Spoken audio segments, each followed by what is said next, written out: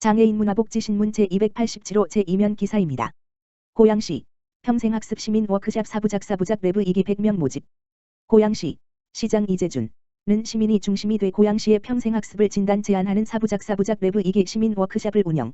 이달 24일까지 시민연구원 100명을 모집한다. 이번 워크샵은 5월 28일, 6월 3일 두 차례에 걸쳐 온라인, 줌으로 진행된다. 1회차 5월 28일 에서는 고양시 평생학습도시 지표개발 연구를 담당한 고양시정연구원 윤신희 데이터센터장이 평생학습 격차 해소를 위한 방안에 대해 다룬다.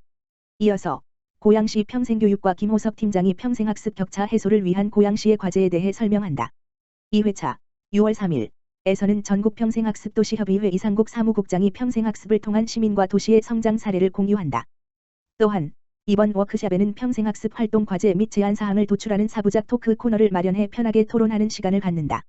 프로그램 신청은 이달 12일부터 24일까지 신청 전용 홈페이지 m.site.naver.com/0ngco5를 통해 할 수 있다. 기타 사항은 고양시 평생학습 포털 홈페이지 www.go이행.co.kr/edu 공지사항에서 확인하거나 평생교육과 다만 전화기 지역번호 031-8075-2204로 문의하면 된다. 한편 2019년 개최한 사부작 레브 1기는 다양한 영역과 계층의 시민연구원 100명이 모여 평생학습의 비전과 방향을 함께 모색했다. 관련 자료를 토대로 2020-2024 고양시 평생학습 진흥계획을 수립한 바 있다. 고양시 전한사회복지협의회와 업무협약 체결.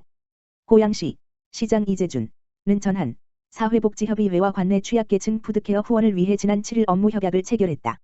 고양시청 열린 회의실에서 진행된 협약식에는 전한 노상환 대표와 김익수 이사, 늘봄농원점 문병원 상무, 사회복지협의회장, 시관계자들이 참석했다. 이번 협약은 코로나19 장기화에 따라 사회적 약자의 식사 해결이 어려워짐에 따라 푸드케어 서비스를 제공해 이를 해결하고 복지사각지대를 해소하기 위해 실시됐다. 협약을 통해 전하는 4천만 원 상당의 식품류, 조리식품, 육류 및 반찬류 등을 후원한다. 사회복지협의회는 푸드케어 지원 대상자 발굴과 후원 물품 배분에 협력할 계획이다. 이재준 고양시장은 이번 업무협약으로 민관이 함께 복지사각지대를 발굴하고 적절한 지역 자원을 연계해 관내 나눔 문화가 활성화되는 계기가 되길 바란다고 소감을 밝혔다. 전한 노상환 대표는 지역 내 취약계층을 돕는 데에 적극적으로 나서서 지역사회 복지 증진에 기여하겠다고 말했다. 사회복지협의회 이창원 회장은 지역사회 복지 발전을 위해 자발적 참여와 선한 마음이 어려움을 겪고 있는 소외된 이웃들에게 잘 전달될 수 있도록 최선을 다할 것이며 앞으로 협력기관으로서 사업 수행에 적극 동참하겠다고 말했다. 고양시 일산동구보건소 세계고혈압의 날 맞아 만성질환관리사업 추진. 고양시 일산동구보건소 소장 고병규는 세계고혈압의 날 17분의 5을 맞아 17일부터 만성질환관리 사업을 추진한다.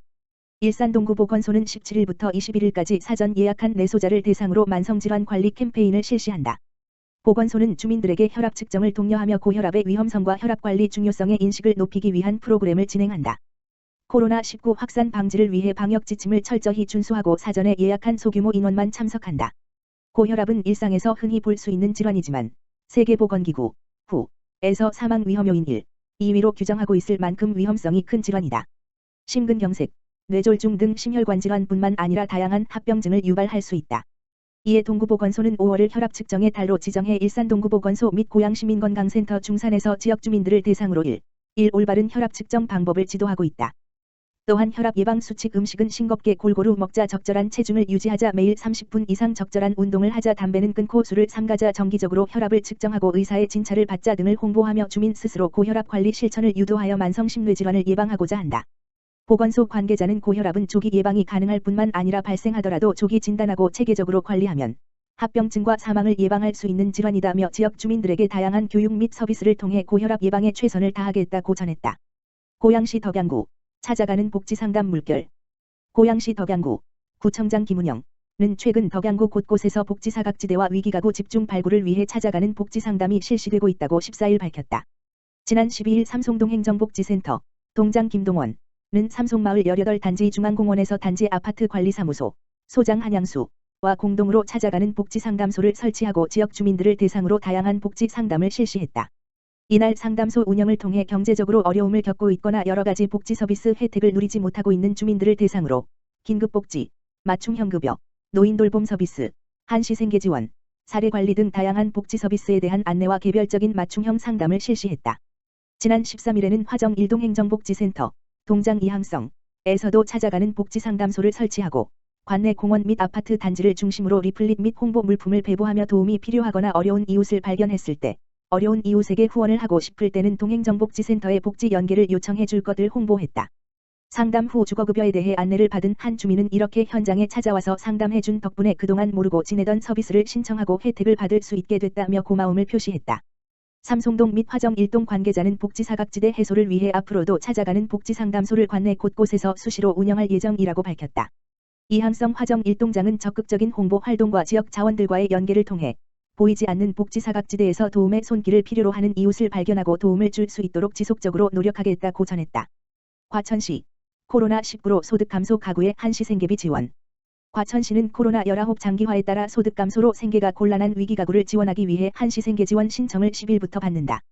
한시 생계지원 대상은 실직 및 휴폐업 등 소득이 감소하여 생계가 곤란하지만 기존 복지제도나 타 코로나19 피해 지원 사업 혜택을 받지 못하는 위기가구, 기준 중위소득 75% 이하이며 21년 3월 1일 기준 과천시에 주민등록이 되어 있어야 한다. 지원 금액은 가구원 수와 관계없이 가구당 50만 원이며 소득, 재산 기준과 타 사업 중복 여부 등을 확인한 후 6월 말 신청 계좌에 1회 지급된다. 단, 기초생계급여 및 긴급복지 생계지원, 2021년 코로나19 내차 재난지원금인 긴급고용안정지원금, 일반 택시기사 긴급고용안정지원금, 방문돌봄 종사자 생계지원, 버팀목 플러스 자금, 소득안정지원자금, 피해농업인 지원, 피해어업인 지원, 전세버스 기사 소득안정자금 등을 지원받은 가구는 중복하여 지급받을 수 없다. 신청 방법은 온라인과 현장 방문 신청이며 온라인 신청은 5월 10일부터 28일까지 복지로 http://북저로.co.kr 또는 이동통신, 모바일, 복지로 m.북저로.co.kr에 접속하여 신청 가능하며 현장 방문 신청은 5월 17일부터 6월 4일까지 주말과 공휴일 및 점심시간을 제외하고 주소지 관할동 주민센터에 방문하면 된다. 과천시는 코로나19로 경제적 어려움을 겪는 시민들에게 조금이나마 보탬이 될 수 있도록 한시 생계지원금이 신속하고 정확하게 지급될 수 있도록 최선을 다하겠다고 전했다. 과천시 시민공감 찾아가는 소통간담회 개최. 과천시는 시민과의 대화 채널을 확대하고 시민들의 생생한 목소리를 경청하기 위해 시민공감 찾아가는 소통간담회를 추진한다. 코로나19 방역수칙을 준수하며 진행되는 소통간담회는 시정 참여 기회가 적었던 소통사각지대로 직접 찾아가 시민들과 함께 지역 현안 등 다양한 이야기를 나눌 예정이다.